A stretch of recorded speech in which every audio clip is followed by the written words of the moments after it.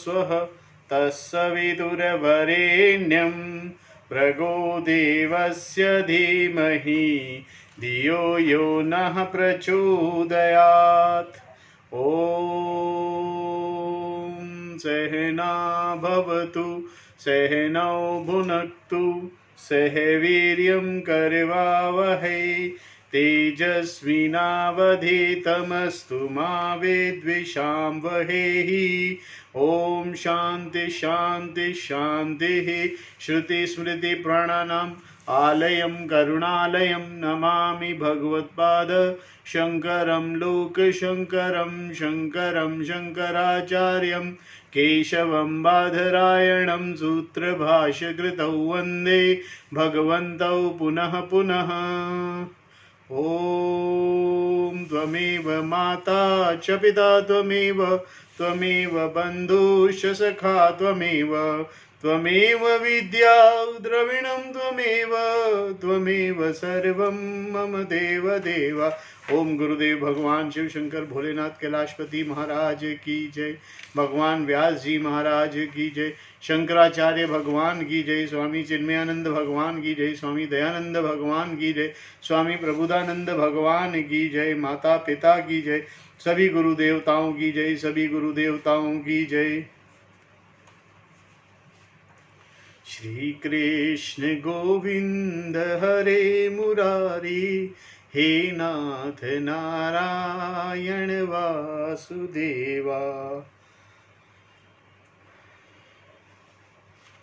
We have completed verse number 26, which says the sannyasis who are free from desire and anger, whose mind is under control, who knows the self, there is liberation both here and hereafter.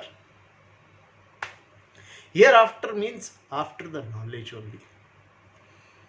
The Jnani says after death also. With the Jiva Drishti, after death also. Whereas for Jnani, there is no death. This is the end of Karma Yoga Sannyasa. The one who has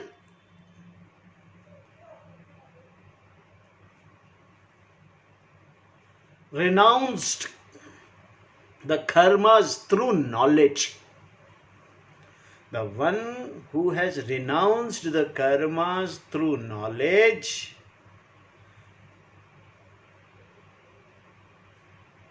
whose mind is under control, who is free from all his desire and anger, is a karma yogi. And that karma yogi, with the knowledge of Brahman, self-realization, takes sannyasa, renounce all the karmas also, is called Karma Yoga Sannyasa, which Bhagavan have explained in this whole chapter, chapter number 5. And in next chapter he will be discussing about meditation. So just to conclude this chapter, he gives an introduction about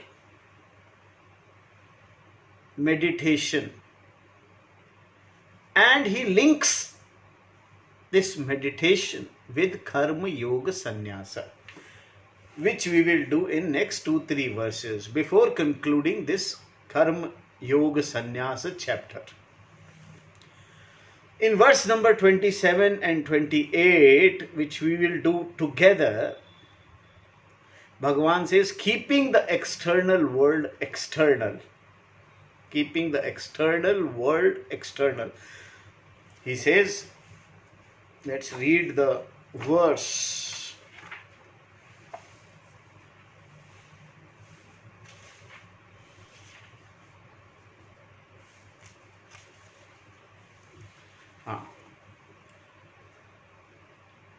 स्पर्शान् कृत्वा बहि ब्रह्मण चक्षु च एव अंतरे भ्रुवो प्राणपानो समो कृत्वा नासाभयन्तरचारिणौ येतीन्द्रियमनोबुद्धिः मुनिः मोक्षपरायणः विगतेच्छाभ्यक्रोधः यः सदा मुक्त एव स. This is verse number 27 and 28. Bhagavan says, Sparsha krantva.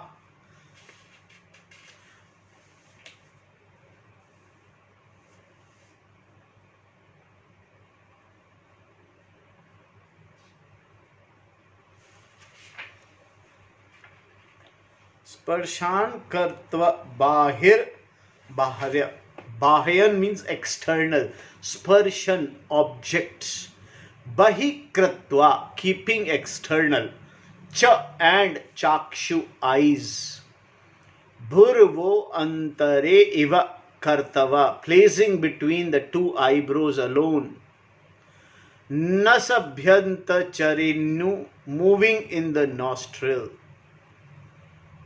Prana apana, exhalation and inhalation. Samayu kratva, keeping them equal. Yah munihi, the contemplative person, who yatah indriya mano buddhi, is the one who has mastered his or her organs of action, senses, mind and intellect. Moksha parayanaha, for whom moksha is the ultimate end. Vigata ichha bahaya krodha, who is free from desire, free and anger. Saha, that person, sada, always, muktaha, is liberated, eva, indeed. He says, keeping the external objects external and the eyes between the two eyebrows and closed, keeping the exhalation and inhalation that moves in the nostrils equal, rhythmic, the contemplative person who has mastered his or her organs of action, senses, mind and intellect, for whom moksha is the ultimate end, who is free from desires, free and anger, who is free from desires, fear and anger, that person is always liberated indeed. Here Bhagavan Krishna just gives small tips. What is the actual meaning of meditation we will take up in the next chapter, but here there are certain tips which Bhagavan says. Small tips that would be helpful in preparation for meditation. We have already seen that anything that comes in contact with the sense organ is called sparsha, object. And because they are bahaya, external to the body, they are called bahaya sparsha.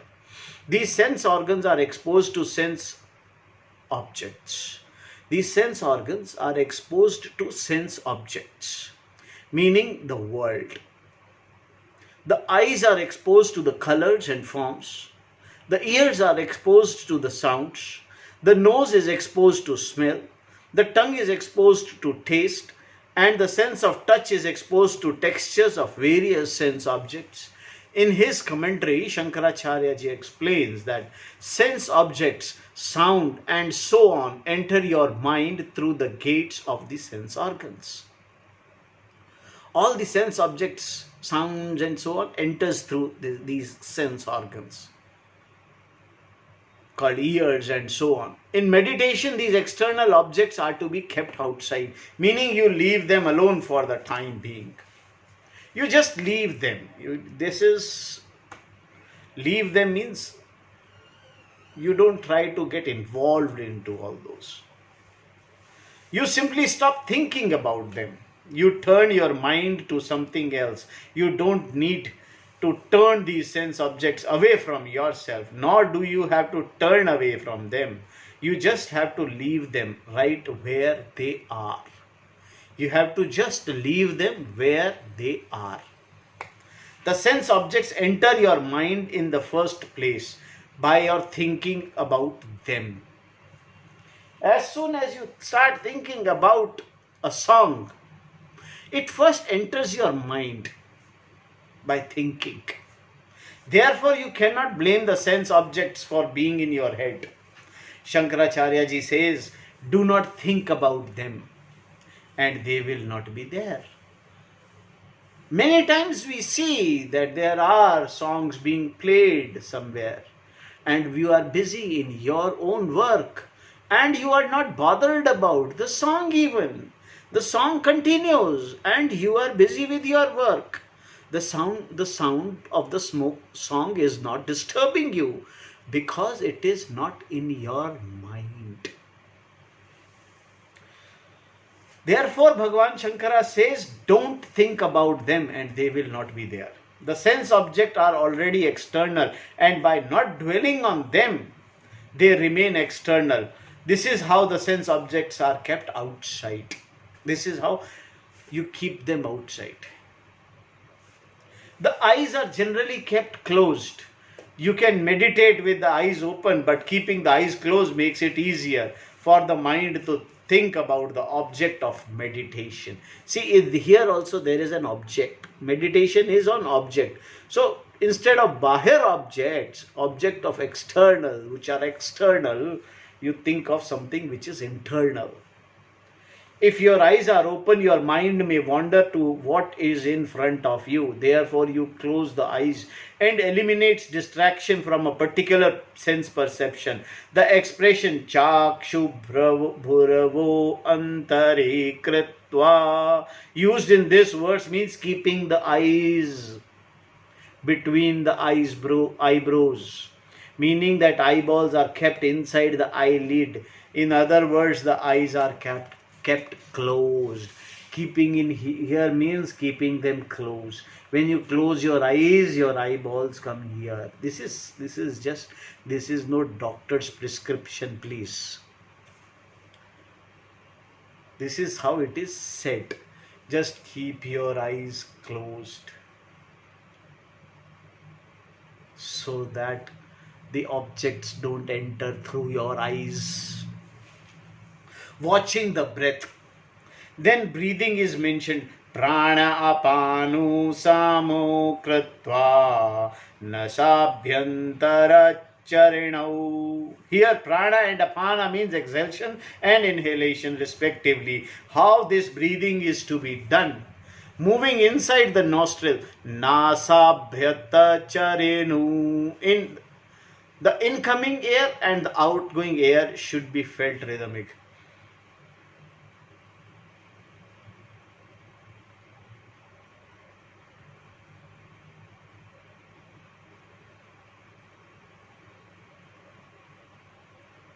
Eyes closed, and we can feel the sameness between the exhalation and inhalation. There is a rhythm between them. By making the inhalation and exhalation rhythmic, you become conscious of breathing process. And by watching the breath, the breathing becomes quiet, thereby relaxing the body and quietening the mind. See, this is an pranayama exercise also. You must practice this. Practice. Eyes closed and keep the rhythm in inhalation and exhalation. Early morning at 5 o'clock, as all the great Gyanis says, do it anytime, sir, no problem. Just any time of the day, sit quietly and watch your breath going in, coming out. The rhythm of the breath, and keep your mind at peace. Leave alone all the things, the objects. Don't worry about any object. Doing this, the person becomes one who has mastered the sense organs of action, mind and intellect. Yataha indriya mano buddhi. The person is called Muni. meaning one who has done Shravana, listening, and Mana, analysis.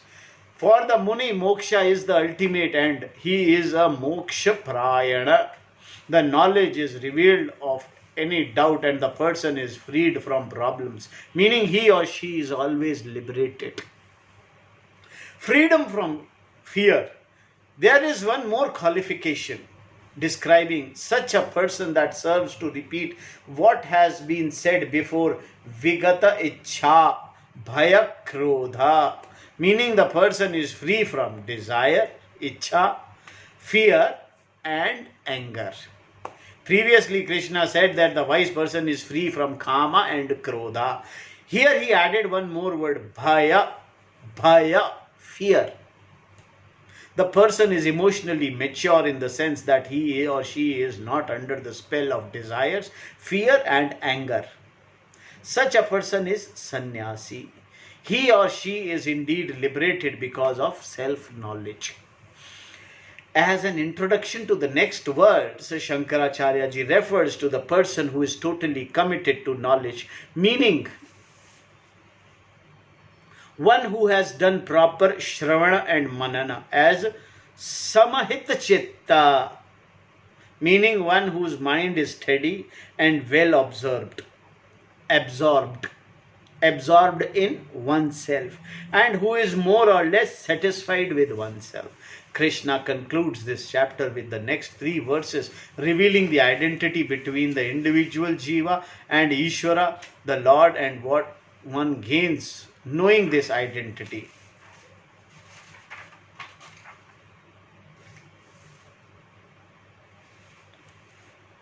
So this is the last verse before Bhagavan ends the chapter.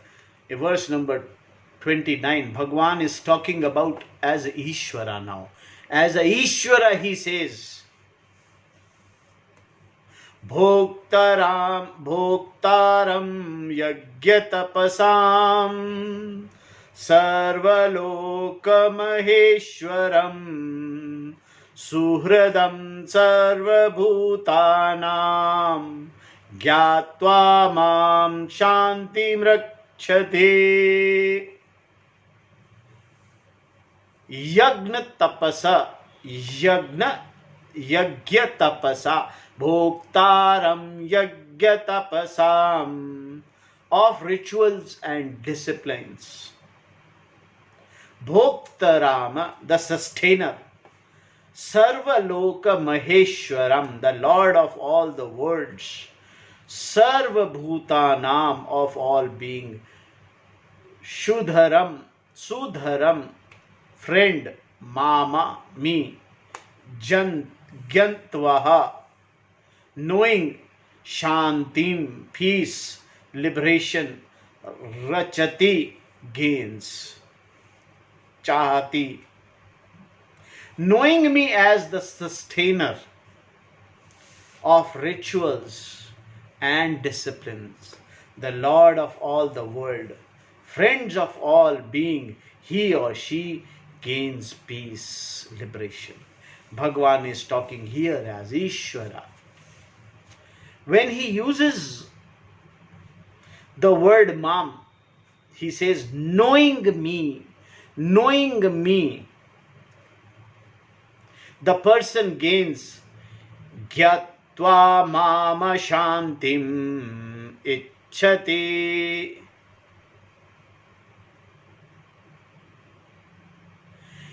Here gaining Shanti means gaining Ishvara. That is, by understanding the identity between oneself and Ishvara, one becomes Ishvara as well, as we shall see. Generally, by knowing something, you don't become that thing. By knowing it, you only know it. It can become an object of your desire. You can appreciate it, but you cannot become the object. Here Krishna says that by knowing him, the absolute Shanti, peace, that is your nature, is gained. Shanti is the center on yourself. That is your Swarupa, is gained by knowing me. Now who is this me? Is it Krishna, the son of Devaki? No. The verse is me. Me, the sustainer of rituals and disciplines, the Lord of all world and the friend of all being. The Lord. The word yajna in the compound yajna tapasa stands for action that are performed by you, as well as the rituals enjoyed by the Vedas. Tapas referred to all forms of meditation and discipline. There are, of course, many forms of exercise that can be considered disciplines, such as jogging, walking, cycling, and so on. There is, however, an important difference here. For example, yogasanas are much more than exercise. They are form of prayer. For every asana there is a devata. Originally, every asana was performed as a prayer to the presiding devata. So there is a prayerful attitude involved on the part of the person. Only prayerful disciplines are called tapasa. See, all the actions which are prayerful, which are offered to the Lord, are tapas. So karmas to become tapas have to be offered to the Lord. The one who sustains the yajna and who enjoys them is a bhokta. Who is the one who enjoys these results? The karta, doer, bhokta, the enjoyer, the jiva in the other words. But when it is said here that bhokta is the Lord of all worlds, the word Maheshwara is an important word because Ishvara can be used in relative sense. So the boss can be considered Ishvara, as can a king or devata. In their own domains they are Ishvara. Thus anyone who is Lord in his or her domain can be called Ishvara. However, when the word Maheshwara is used, any chance of local person being mistaken for Ishvara is eliminated. Maheshwara means one who does not have a superior or an equal. The two words Mahat and Ishvara are in opposition with each other, meaning that they enjoy the same status. They both qualify the same object. They reveal the same object. The object they reveal is Maha. One with equal. Ishvara, the Lord, is Maheshwara. Of all worlds here including all living being. The one who is Lord of all world is the Karta, the doer. He is the Bhokta, the enjoyer of karma. When a ritual is performed, there is always a doer involved. Who is Ishvara? And also a deity involved, who is also Ishvara. Thus the Karta is Ishvara, the Devata is Ishvara, and the enjoyer of the result of the karma is also Ishvara. Meaning there is no Jiva at all. The one who is Karta and Bhokta is Parmeshwara alone. The one who enjoys the result of action is Parmeshwara, and the one who performs the action is also Parmeshwara. It means that Kartatva, doership, and Bhoktatva, enjoyership, are false. The word Mam in this verse is qualified by the expression Shraddham Sarvabhutam Suhradam. Suhradam Sarvabhutam, the friend of all beings. Suhradam. Suhradam is a friend. A friend is someone who helps you. Help can be extended for a number of reasons. Someone may help you because he or she expects something from you in return. It is generally the case. A return can be in any form: simple thanks, or some other expression of gratitude, or it may be nice feeling you receive from being able to help someone, all of which is related to ego. Some parents, even when their children are grown up, like to be asked for help now and then, so they can still have the feeling of being parents, of helping their children. When they are asked for help, they feel they are wanted. It is a kind of help. There is also the help that is given without the person expecting any kind of result, without much introduction to introduction or without here being any friendship or affection involved. You may help someone out of sheer empathy.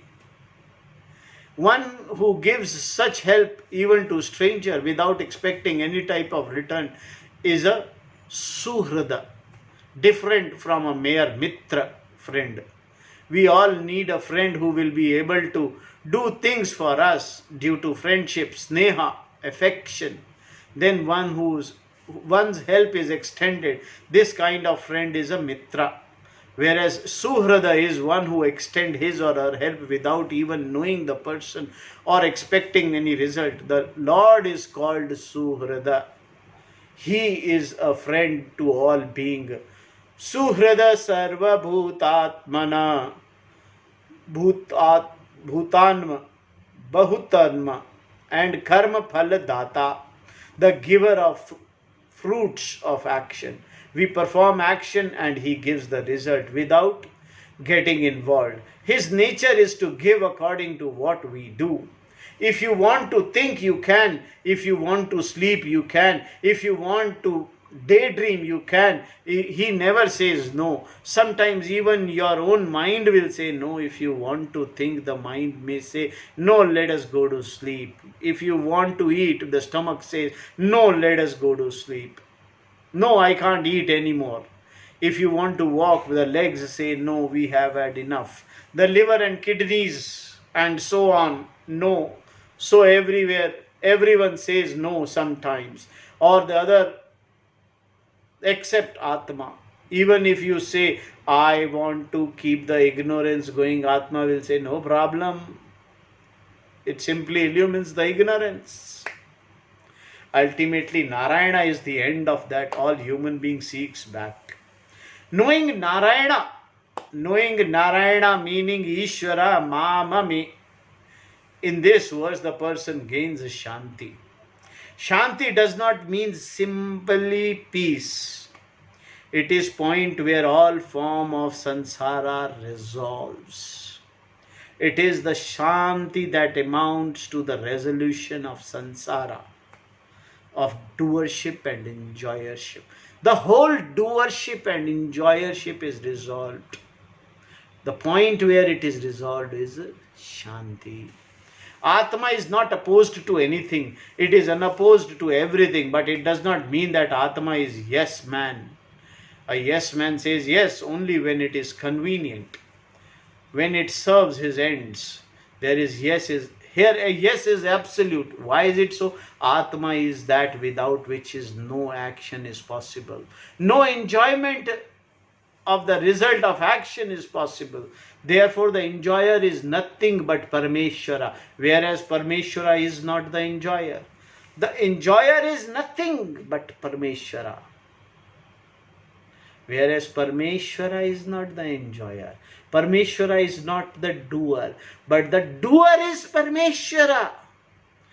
B is A, but A is not B.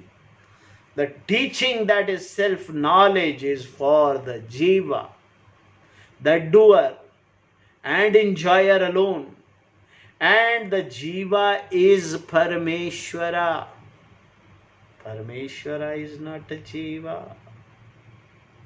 Thus, there is an equation between jiva and Ishvara. By understanding this equation and by appreciating the identity that obtains between jiva, the individual, and Ishvara, the Lord, the person, gains Shanti. Shantim rachati, gains Shanti, which is resolution of samsara. The result of this knowledge of identity between Jiva and Ishvara is called moksha.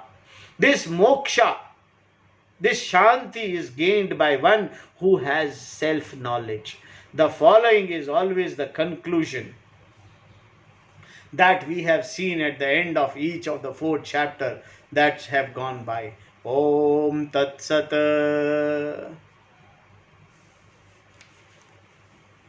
Om Tat Sat iti Srimad Bhagavad Gita Upanishadstu निष्तसु ब्रह्म विद्या योग शास्त्रे श्रीकृष्णार्जुने संवादे संन्यास योग नाम पंचमो अध्यायः।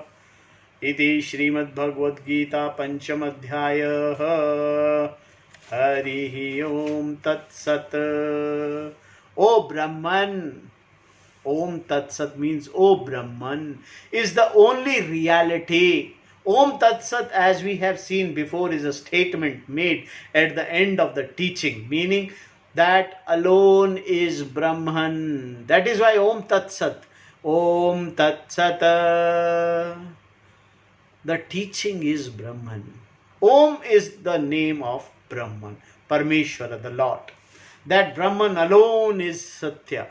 The karta is not satya. Karma is not satya. Karma phala is not satya. The karma phal bhokta is not satya. The devata is not satya. The world is not satya. The body is not satya. The mind is not satya. But Brahman alone is sat, satya. All of them are Brahman, but Brahman is none of them. This is the statement to be captured.